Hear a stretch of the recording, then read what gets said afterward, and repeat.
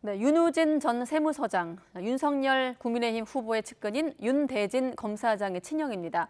검찰이 과거 뇌물수수 혐의를 수사했었는데 당시에는 무혐의 처분됐습니다. 자, 그런데 오늘 6년 만에 수사 결과를 뒤집어서 다시 이 혐의를 추가해서 재판에 넘겼습니다. 하지만 무혐의 처분 당시에 윤 전 서장 수사를 무마한 혐의를 받았던 윤석열 후보는 불기소 처분을 받았습니다. 죄가 있는지 없는지 여부와는 별개로 공소시효가 이미 지나버렸기 때문이란 설명입니다. 손효정 기자가 취재했습니다.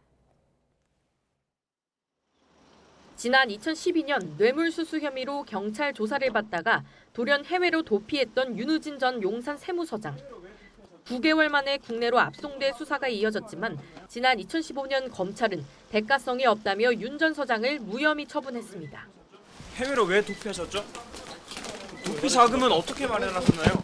하지만 4년이 흘러 윤석열 국민의힘 대선 후보가 검찰총장으로 지명된 뒤 당시 윤 후보가 윤 전 서장에게 검찰 출신 변호사를 소개해줬다는 의혹이 제기됐습니다. 윤 전 서장은 윤 후보의 측근 윤대진 검사장의 친형인데 윤 후보가 친분을 바탕으로 수사를 무마해준 게 아니냐는 게 의혹의 핵심입니다. 관련 고발장을 접수한 검찰은 수사무마 의혹과 함께 윤 전 서장의 뇌물수수 사건 재수사에 착수했고 결국 윤 전 서장의 혐의를 인정하며 6년 전 수사 결과를 뒤집었습니다. 검찰은 윤 전 서장이 2억 원이 넘는 뇌물을 받았다며 특정범죄가중법상 뇌물 혐의를 적용했습니다. 세무 업무의 편의를 봐주는 대가로 육류업자와 세무자로부터 각각 4,300여만 원, 1억 6천여만 원 상당의 뒷돈을 받았다는 게 검찰 판단입니다. 과거 무혐의 처분이 뒤집힌 배경에 대해 검찰은 압수수색과 광범위한 계좌 추적, 관련자 수십 명 등을 다각도로 조사한 결과 범죄 혐의를 입증해 기소했다고 설명했습니다.